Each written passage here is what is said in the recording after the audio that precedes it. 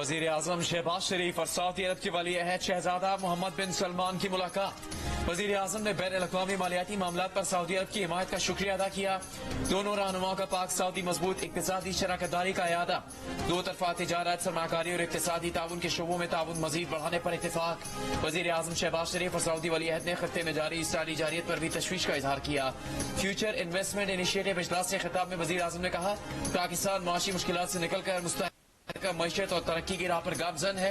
हुकूमत ने कारोबारी सरगर्मियों और सरमाकारी में इजाफे के लिए जामे इस्लाहात का अमल शुरू किया है। दोस्त ममालिक समेत पूरी दुनिया के साथ मिलकर जद्दत पर मुश्तमिल मुस्तकबिल बनाना चाहते हैं।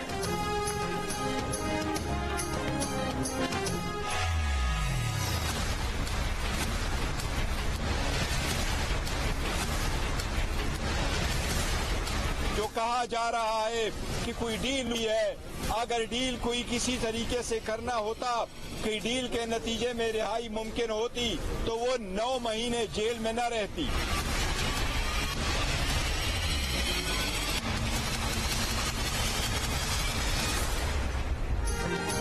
बुशरा बीबी की रिहाई डील थी।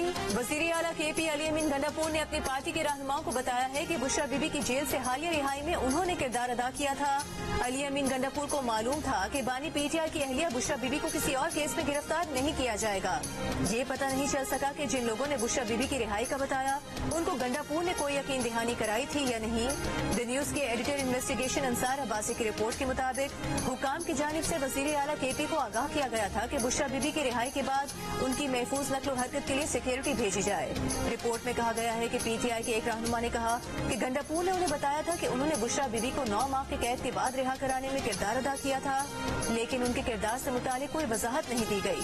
PTI रहनुमा ने कहा कि वजीर आला होने के बायस वो वाहिद पार्टी रहनुमा है जिनकी एस्टेब्लिशमेंट तक रसाई है।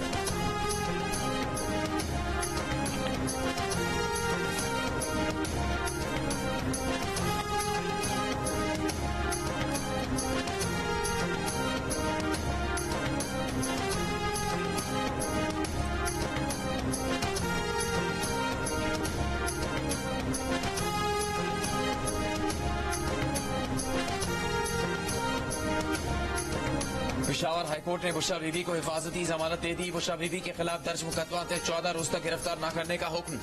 जस्टिस साहिबजादा असदुल्ला ने सवाल किया, बुशरा बीबी के खिलाफ KPK में केस नहीं तो क्या दूसरे सूबों के लिए हम हिफाजती जमानत दे सकते हैं? वकील काजी अनवर एडवोकेट ने कहा, दूसरे सूबों में मुकदमात हो तो यहाँ से हिफाजती जमानत ले सकते हैं। दीगर सूबों के रहनुमाओं को पहले जमानतें दी जा चुकी हैं।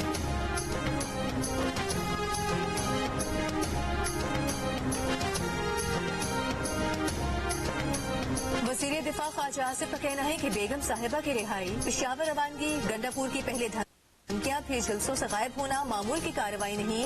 ये दोनों शख्सियात किसी नूरा कुश्ती और माफी तलाफी की खबर देती हैं। ये सब कुछ बानी PTI की मर्जी के बगैर नहीं हो रहा।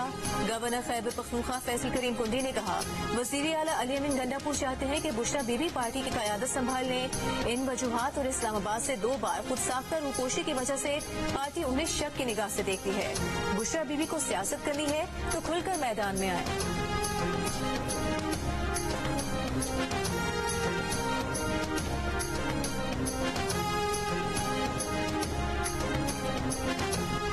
विफाक और पंजाब हुकूमत को वार्निंग देते हैं कि बानी PTI की कोई शिकायत आई तो पूरे मुल्क को बंद कर देंगे। वजीर आला खैबर पख्तूनख्वा अली अमीन गंडापुर का वीडियो पैगाम। कहा, कभी बानी तहरीक इंसाफ के लिए बिजली बंद कर दी जाती है तो कभी खाना नहीं दिया जाता। हुकूमत हमें मजबूर कर रही है कि हम पुरअमन न रहें। वजीर आला खैबर पख्तूनख्वा के पेशावर जलसे के लिए पेशावर के हर हल्के से 1000 कारकुनान लाने की हिदायत। वजीर आला हाउस में जलसे से मुताल्लिक इजलास की अंदरूनी कहानी सामने आ गई। दीगर इजलास से हर MPA को 500 से ज्यादा कारकुनान लाने की हिदायत। जराये के मुताबिक मेंबरान ने मर्दान में जलसा करने की तजवीज दी तो अली अमीन गंडापुर ने कहा कि बानी PTI के हिदायत पर जलसा पेशावर में कर रहे हैं, कोई रुकावट नहीं होगी।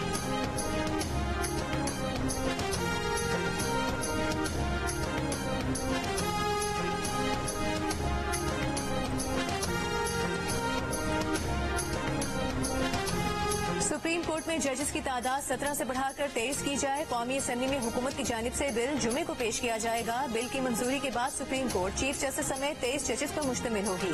नई कानून साजी से मुतालिक स्पीकर चेंबर में मुशावरती इजलास, तजावीज का तबादला हुआ। JUIFA का सुप्रीम कोर्ट जजेस की तादाद बढ़ाने के साथ हाई कोर्ट जजेस की तादाद पूरी करने और पीपल्स पार्टी का कानून साजी में जल्दबाजी न करने का मुतालबा।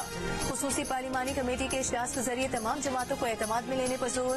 स्पीकर कौमी असेंबली सियासी जमातों की आरा हुकूमत से शेयर करेंगे।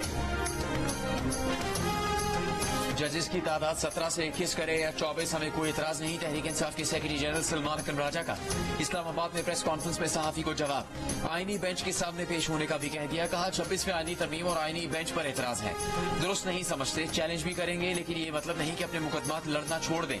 जो अदालत मयसर है उसके सामने जाएंगे। रहनुमा PTI असद कैसर का 27वें आईनी तरमीम की मुखालफत का ऐलान। कहा हम तमाम जमहूरी जमातों से राबिता करेंगे, ये तरमीम बगैर मंजूरी के लाने नहीं देंगे।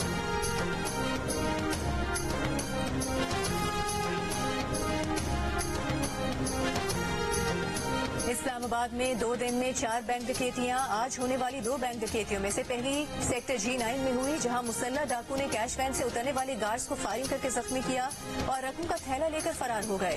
डाकू की फायरिंग से जख्मी एक शख्स अस्पताल में दम तोड़ गया। सेक्टर G14 में भी क्लैशनकोव बरदार डाकू ने सिक्योरिटी गार्ड को जख्मी किया और रकम लूट कर फरार हो गए। IG इस्लामाबाद की वारदातों की तस्दीक, मुलजिमान को जल्द गिरफ्तार करने का दावा। कहा वारदातों में मुख्तलिफ पैटर्न इस्तेमाल हुआ। तहकीकात में CTD समेत तमाम टीम्स को शामिल कर लिया है। वारदातों के दौरान कैश वैन्स के SOPs को भी नजरअंदाज किया गया।